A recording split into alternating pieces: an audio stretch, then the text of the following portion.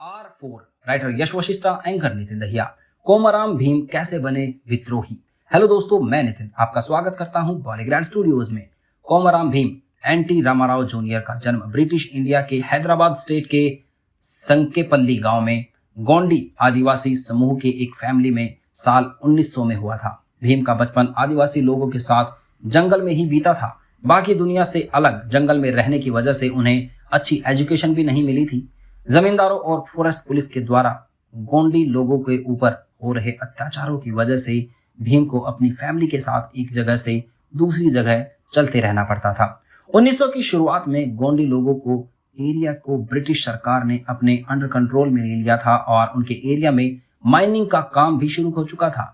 British सरकार ने उस एरिया में रह रहे गोंडी लोगों पर तरह तरह के नियम लागू कर दिए थे, जिनकी वजह से गोंडी लोगों को काफी परेशानियों का सामना करना पड़ रहा था।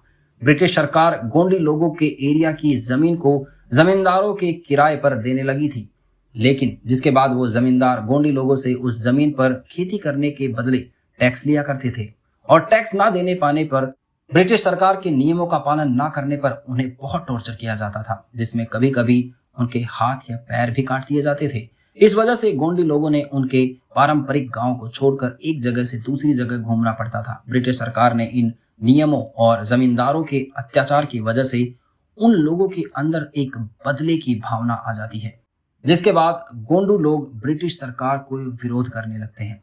एक ऐसे ही विरोध प्रदर्शन में भीम के पिताजी को एक फॉरेस्ट पुलिस ऑफिसर ने शूट करके मार दिया था।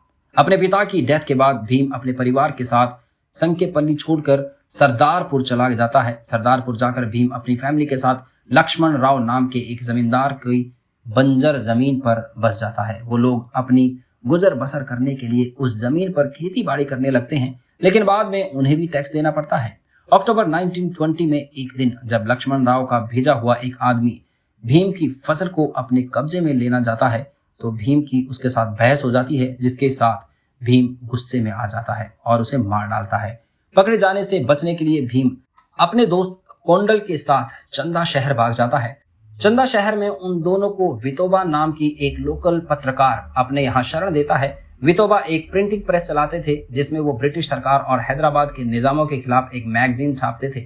वितोबा के साथ काम करने के दौरान भीम इंग्लिश, हिंदी और उर्दू पढ़ना और लिखना सीख जाता है, लेकिन ब्रिटिश सरकार के खिलाफ मैगजीन छापने की वजह से वितोबा को पकड़ लिया जाता है, जिसकी वजह से भीम को भी वहां से भागना पड़ता है। भीम वहां से भागकर आसाम में अपनी एक जान पहचान वाले के पास आ जाता है। भीम आसाम के चाय के बागानों में 4.5 सालों तक काम करता है। भीम बागानों में काम करने के दौरान भीम लेबर यूनियन की गतिविधियों में शामिल हो जाता है, जिसकी वजह से उसे अरेस्ट भी कर लिया जाता है, लेकिन भीम 4 दिन के भीतर उस जेल से भाग जाता है और मालगाड़ी में बैठकर वापस बहलहार शहर में लौट आता है और वहां से अपने परिवार के पास चला जाता है।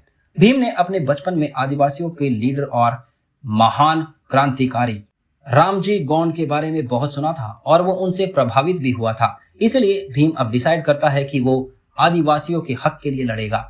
भीम अपने परिवार के साथ ककन घाट जाकर बस जाता है और वहां पर लाचू पटेल के लिए काम करने लगता है। लाचू पटेल देवदम नाम के एक गांव का लीडर था। असम में काम करने के एक्सपीरियंस और इंग्लिश भाषा की नॉलेज के इस्तेमाल करते हुए भीम लाचू पटेल को उसके एक जमीन विवाद को सुलझाने में उसकी मदद करता है, जिसकी वजह से आसपास के गांव में भीम का काफी नाम हो जाता है।